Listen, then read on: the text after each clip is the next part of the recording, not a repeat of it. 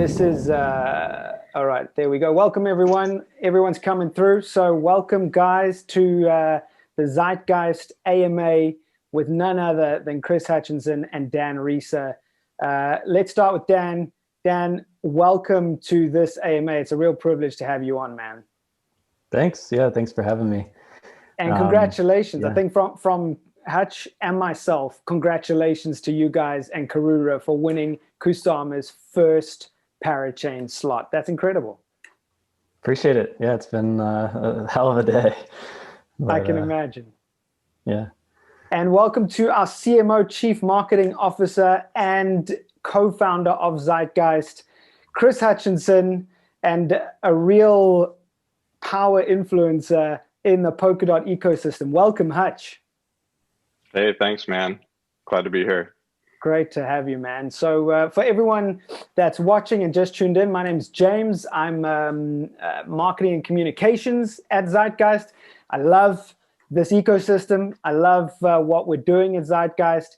And I absolutely love what is going on in the Kusama ecosystem right now. So we're going to try and honor the 30 minutes that I've told Dan and Hutch that we're going to have of them today. So we're going to do our absolute best, guys, to honor that. And then, of course, we're going to give away that NFT.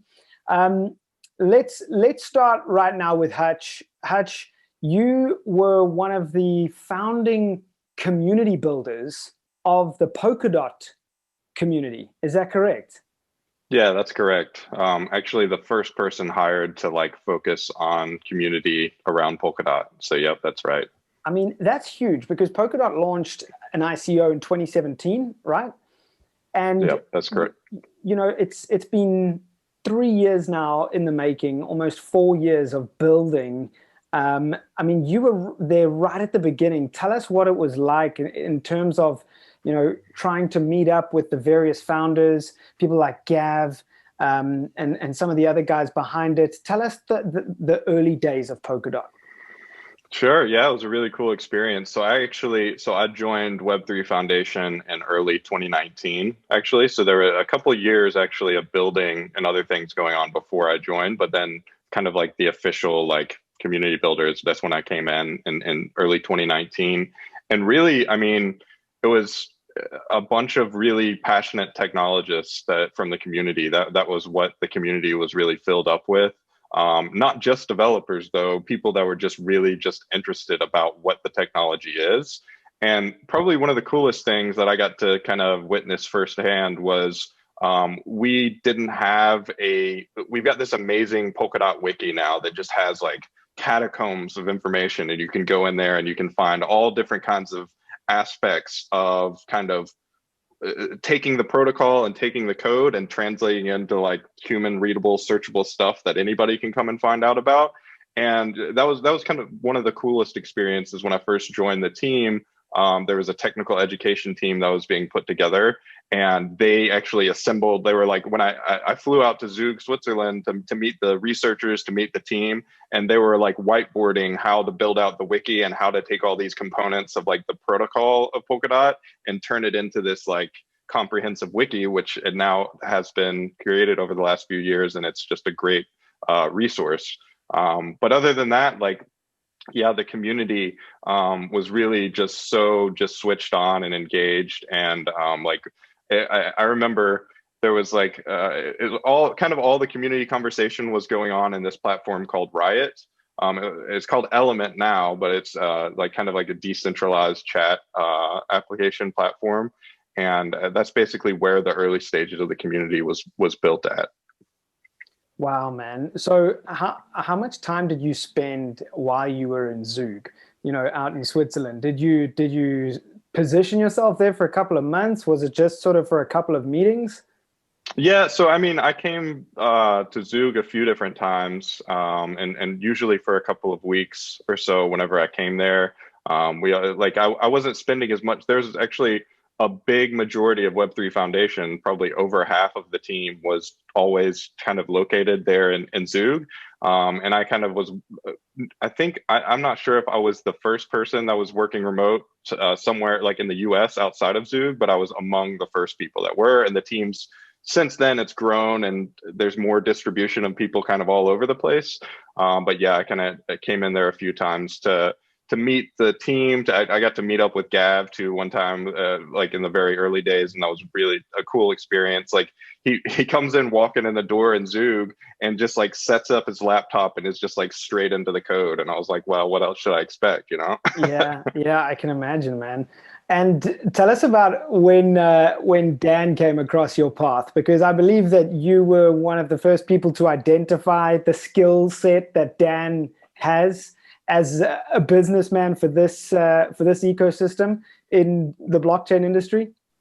Yeah, for sure. I mean, that's a cool story too. I had been at the Web3 Foundation about 6 or 7 months, and I was building out the Polkadot Ambassador program. I was building out this thing called PolkaDAO, which was like a kind of the first like DAO thing that we did with Polkadot, very early days. I was just kind of positioning myself to hire out a team for the community needs in the Polkadot ecosystem. And what year was that? That was also 2019. That was the end of 2019. So we're peak bear markets here. Yeah, definitely. I mean, we weren't thinking anything about markets and what's going on in the market in general. It was just like, you know, it really just focused on this really kind of amazing protocol and technology behind it. So it was like, yeah, I met Dan and then actually got a chance to fly him out to the Web3 Summit in Berlin, which 2019 Web3 Summit, which was it was like the second Web3 Summit that's happened. Unfortunately, you know, COVID stopped another one from happening, but that was a super cool experience, I think, for Dan, definitely for me. You know, Edward Snowden came and talked to the whole audience. Is like, I think over 3,000 people. I might be getting that number wrong, but there were a lot of people there, and it was just a really, really cool experience. And Dan got to meet the whole team kind of before he got a position, and you know, moved to help on with the growth of everything after that. And Dan, I mean, right now you are almost you're on cloud 9 of this entire ecosystem. Did you ever dream that it would get to this point? I mean, what were your ambitions when you first came into the ecosystem? Yeah, I was actually thinking about this before this call. It's pretty cool to, like, I don't know, be back on a call like this with Hutch, because I owe to him, especially with everything that's happened in the Polkadot and Kusama ecosystem. He worked hard to get me in, and I think I text him about every few months thanking him for that. But yeah, it's been, we knew it was going to be big. Like, there's a reason why we all kind of put our heart and soul into Polkadot. And then I started in August or September of 2019, which is right when Kusama was launching. So Hutch and I and a few other of our close friends were some of the earliest people to actually understand where Kusama was headed. And we got the chance to actually build the whole foundation for the brand and the community and all of that. So I know I'm proud of where Kusama is now, and I know Hutch is too, because we worked hard on that. So yeah, we're finally to the point where the first parachain has launched today on Kusama, which means a lot to us after everything we've put into that. And then of course, Polkadot will come hopefully soon with the next round of parachain auctions. So yeah, it's definitely, we knew it was going to get to this point, but it's kind of surreal to see everything kind of in reality and how it's all happening. So just tell us a little bit about Karura and what the entire sort of foundation's plans are, because you have Karura and you have Akala, and a lot of people are sort of being focused on Karura right now, but I understand that Akala is very much the same protocol built for the Polkadot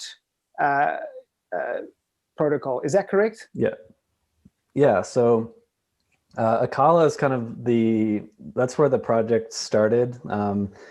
The team, Betty, Ru, Tao, Brian, and Fuyao, the 4 of them started building this over 2 years ago. Akala was kind of the first focus when they realized that we need a stable coin for the Polkadot ecosystem. And then that kind of evolved into a DEX, liquid dot staking, and those 3. So stablecoin, DEX, and dot staking. And then when Kusama came along, we started to realize that there's actually a need for a DeFi platform to serve the DeFi demand of the Kusama ecosystem, just like there is for the Polkadot ecosystem. So a lot of times people ask us, like, why are you building on both networks? And there's a lot of reasons why. But first and foremost, we're serving the demand of two different and distinct communities, because Kusama and Polkadot started very similar, but have diverged quite a bit and have pretty distinct communities that both need a stablecoin, a DEX, liquid KSM staking, and what have you.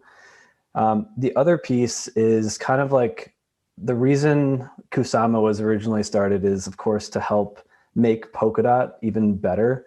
And what we're seeing now is just like today, and for the last couple of weeks, we've gone through this whole process once of doing a parachain slot auction, a crowd loan. Now we're going to begin launching all of our products, getting liquidity into these products. So we will have already done all of this once before Akala launches. So it'll make the Akala launch even better because we will learn so much from the process that we've done with Karura beforehand. So yeah, that's kind of where we are now. We're just getting ready to start launching all these products on Karura. And I'm going to ask this to both of you guys because Hutch, you were there right at the beginning of Polkadot. I mean, for me and my background in this industry, it was very much an outside view of, oh yeah, Polkadot, another ICO, just playing a straight open card to our audience. For me, it was, remember Polkadot came along, but there were so many ICOs back then, it was kind of like, okay, well, let's see what happens. And as time went on, Polkadot just hung around and kept building. But you, Hutch, were right there at the beginning.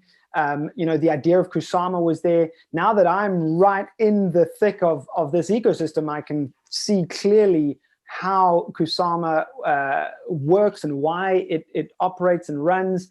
The concept of a canary network for Polkadot is genius.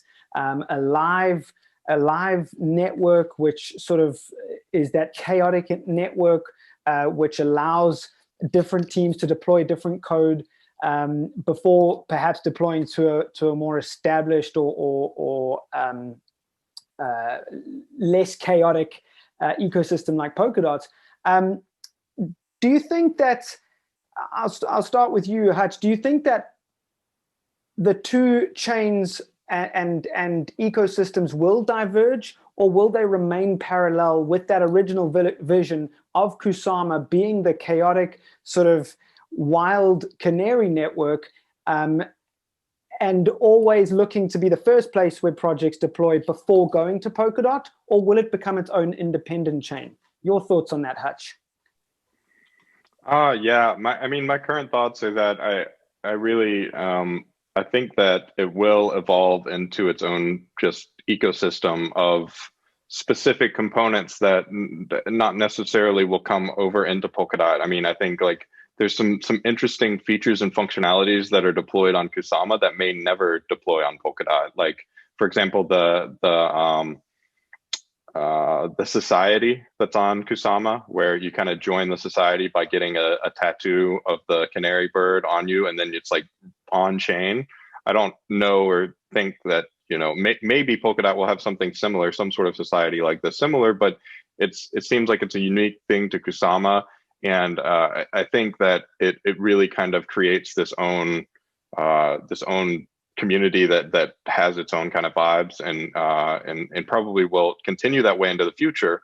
But at the same time, there will be a bridge, the first bridge between Polkadot and Kusama will be the bridged relay chain. So there will be, interoperability between Polkadot chains that do something and Kusama chains that do something. So I think they share a lot of the economic benefits through that. But we'll have to see. I don't know. I mean, I really have always liked the tagline, "They expect chaos" tagline from Kusama, because I think it's really true. Like it's like the first things get deployed on it. The other thing, there's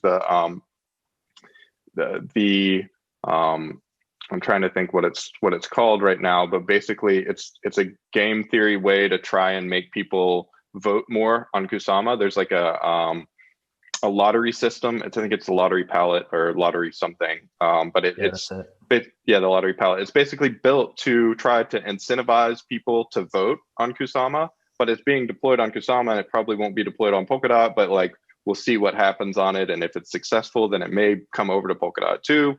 But it may not, even if it is successful. So I think we'll continue to see that like divergence of different features and functionalities on each relay chain. What about yourself, Dan? I mean, you are literally VP of growth at a project that has just launched or slotted into the first parachain slot, the first commercial parachain slot. Obviously, there is the general good parachain, but you know, the first commercial parachain, you guys did it. From that perspective, what do you feel?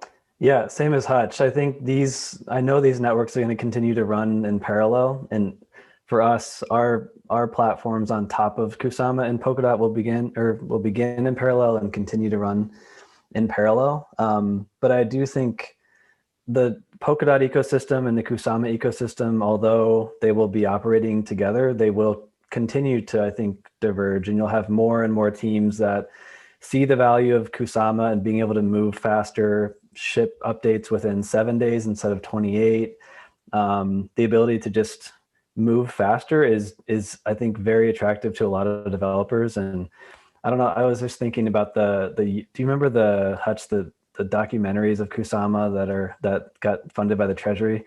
I need to go back and watch those, but there was a lot of the original Polkadot developers saying kind of behind the scenes, like, we actually love Kusama.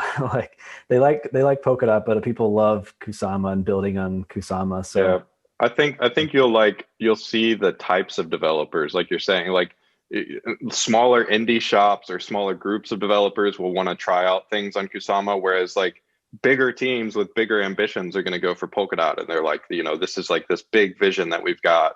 But then there's going to be lots of like cool experiments that probably happen on Kusama first, and then the successful ones are taken and then probably ported over. We'll see.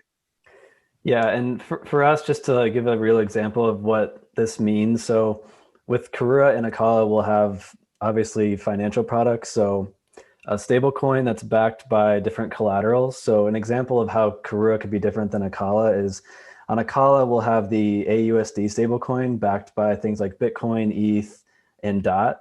On Karura, what we could do to like take more risk in the Kusama kind of mentality would be we could vote in things like backing the KUSD, the Karura dollar, with things like, I don't know, not Doge, but something like Doge. Maybe NFTs or something. Yeah, an NFT, exactly. And that could very well happen.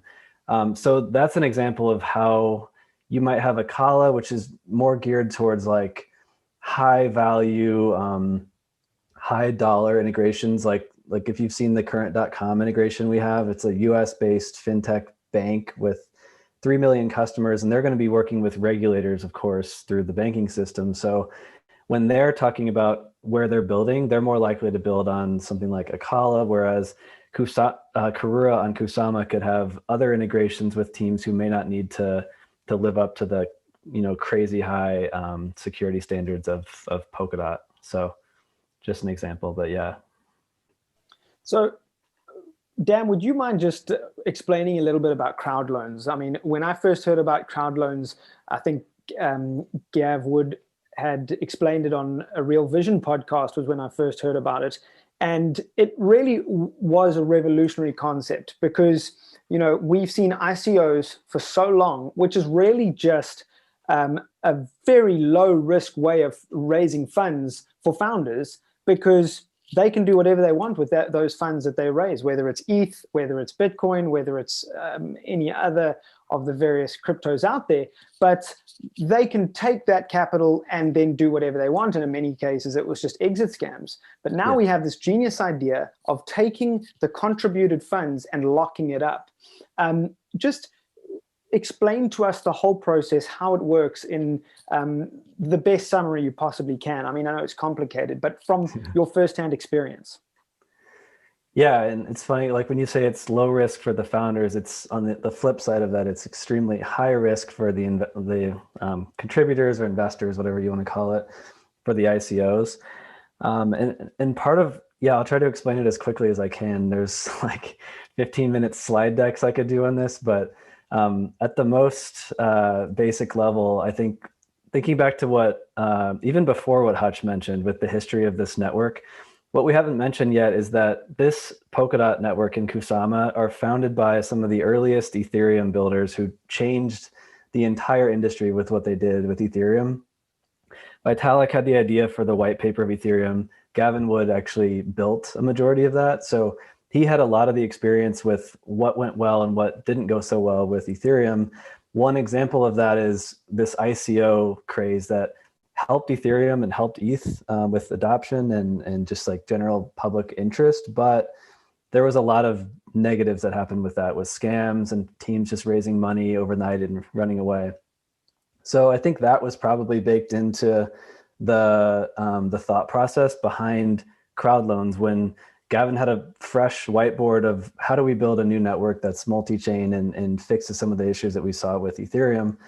So crowd loans are a way to allow teams to launch a blockchain, but they have to actually kind of earn it and work towards launching on Polkadot or Kusama versus an ICO. You can just spin up any token and it doesn't really take much work.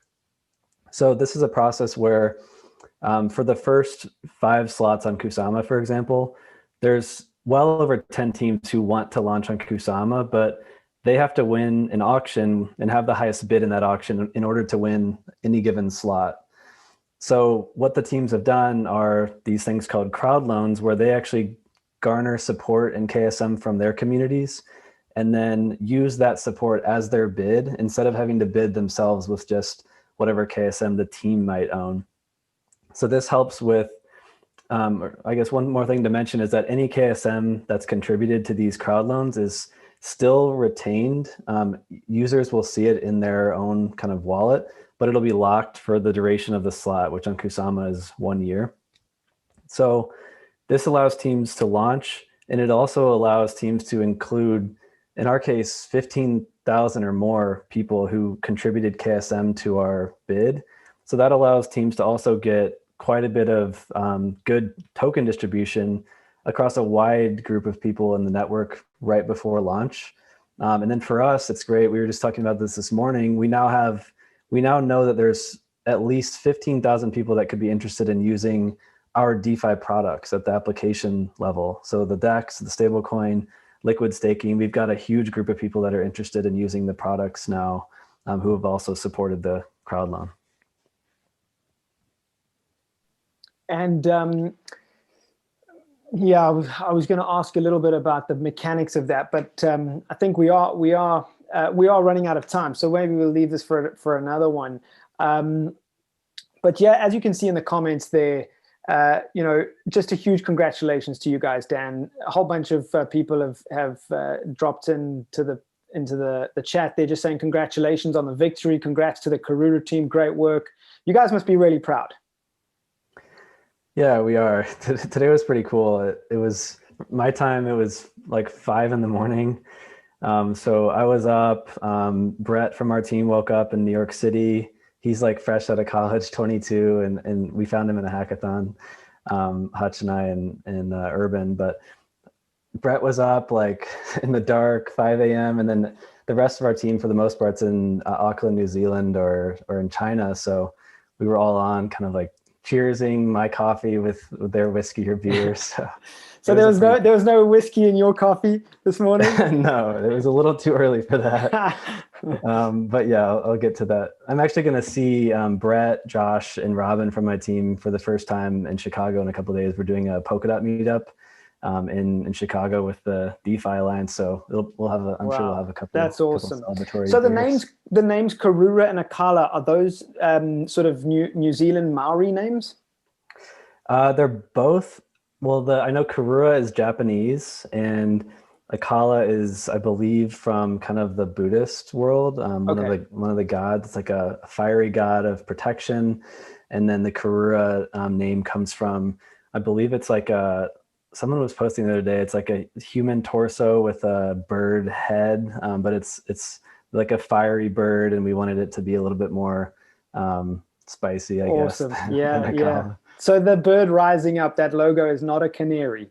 That is It's actually yeah, a it's meant to be Karura, kind of like a Karura phoenix. god kind of thing. Yeah, Cool. exactly. So we got one question from the audience before we wrap this up. Will there be a separate DEX for Karura 2? So I think the question there is relating to Akala and Karura. Is there going to be a DEX for both? Yeah, so it's actually going to be quite a bit of work for us, which is another thing I'm thinking about right now. But we're running 2 networks, and both will mirror each other. So on Karura, we'll have the Karura DEX, the KUSD Karura dollar stablecoin, and liquid KSM staking. On Akala, we will have the same but centered around DOT. So the Akala DEX, the Akala dollar stablecoin, and then liquid DOT staking.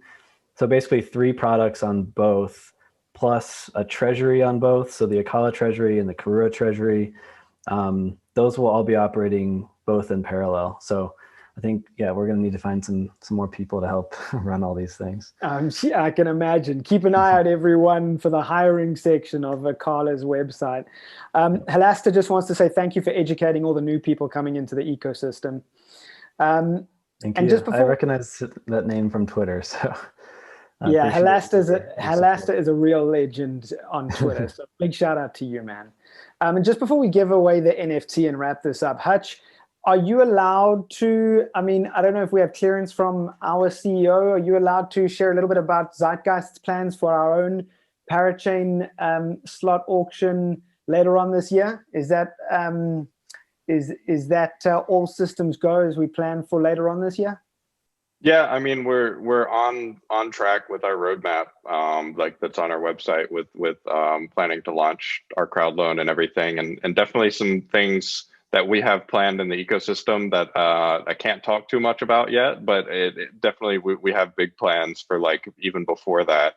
We're doing some stuff, you know, I think the Kusama Derby was something a lot of people were excited about, and even Dan helped put that together in the early stages, and it was a super cool event. But yeah, we've got other cool plans coming up pretty soon. But yeah, we're definitely on track. On track and all systems go. So it's good. It's actually kind of cool to watch Dan sort of get through it all now, so that when it's our turn, we can just follow right in his slipstream and just take what you did and run with it, man. We're taking notes. I'll have plenty of war stories for you guys. So I'm sure you will, man. All right, so guys, we said half an hour, so I think I want to respect everyone's time here. So we're going to give away an NFT. It was an NFT we created in celebration of the first Parachain slot auction, which opened up exactly a week ago. A week and 5 hours ago, was won today by Karura. So I'm going to share my screen right now and make sure that I'm ready with it. We have a spreadsheet, and I've got a number picker so that everyone watching this knows that we are doing this legitimately. Right, and we're going to share some sound as it doesn't get too wild in there. Okay, so there's our number picker over here, everyone watching. So if you entered, as you can see, all of your Twitter replies with your KSM address are here. And if you replied saying, I'm going to DM you, don't worry, it will still be here. We've got 240, as you can see there on the left, 240 different responses. And I did try and sanitize this and filter it and not sanitize it in the sense of physical, biological sanitization. I mean, like, filter through any other replies. But we've got 240. So we're going to go over to the number picker over here and enter in 1 to 240. And as you can see, if I adjust that, the wheel changes in size, right? Okay, so everyone knows that this is legit. And we're just going to hit spin. Anyone want to make a prediction? Zeitgeist prediction market for this? Who's going to win? Boom! 129. Let's have a look. Sound effects are just the sound effects. Yeah, they're on point. Really loud, but yeah. Sorry about that. Sorry. No, it's all right. That's great. It was 129, right? 129. 129, Mason 827. Is Mason 827 here? There it is. Mason 827 on Twitter, MAISON 827. We'll be DMing you. We'll send that NFT straight over to you. Thanks to Remark as well, the team behind that NFT platform where we minted the NFT. And all we need to do is send it straight across from our Kusama wallet to your Kusama wallet. So congratulations to you, Mason, and to everyone else. We really appreciate all your participation. And congratulations to Karura once again. Dan, thanks for joining us. Thanks for having me on. Yeah, congrats, Dan. Thanks. Any final words from you two gentlemen before we close off? I thought there was one, I won't take it to, because we're already over the 30-minute mark, but there was an interesting question in the Q&A section. Said, can Karura help with liquidity for Zeitgeist prediction markets? And I answered it in there, and the answer is yes. I mean, the whole kind of like benefit of even being a parachain in the Kusama or Polkadot ecosystem is that you can share the benefits from other parachains in the ecosystem, which that means liquidity, that means native tokens, that means other things that we haven't even thought of yet. So yeah, it's very much an exciting part of the whole ecosystem. I think it's the reason, like one of the biggest value propositions of Kusama and Polkadot is this native interoperability between these different chains and what that's going to unlock. So yes. Awesome. Dan, anything from your side, man? No, I agree with that. So like KUSD is a great example of one of the reasons why I wanted us to launch first is that we can get this infrastructure like the KUSD stablecoin into the Kusama ecosystem. So now any parachain that launches after can leverage that and use it within their parachain, like Zeitgeist, when you guys launch. Besides that, we're in terms of the timeline, we just finished the first parachain slot auction, but definitely keep paying attention to the rest of the 4 now. Like this second one, I think is going to be super exciting. It's looking like a Moonriver and Plasm, maybe head-to-head competition. We'll see how it ends up. It's going to be interesting. Scheiden and Kilt will also want to have a shout there as well. Yeah, I met Scheiden. So Scheiden from the Plasm team, I guess. Right, so right. Moonriver and Scheiden. And then, yeah, we'll see if there's any surprises in the next, in 3 through 5. But yeah, and then just keep a lookout. We've got a crowdcast tonight for anyone who's interested in kind of the next steps for Karura. It's in like an hour and a half, and we've got a Notion timeline mapped out for everyone. We won't be giving any dates, but things will start rolling out pretty quickly. So just keep an eye out for that. But thanks for having me on, guys. It was so great. Thank you for making the time. Congratulations again to you and Hutch. Thanks for joining me today, and we'll see you on Twitter. Peace. Cool. Cheers. Bye. See ya. Bye, guys. Thanks for setting it up. Bye.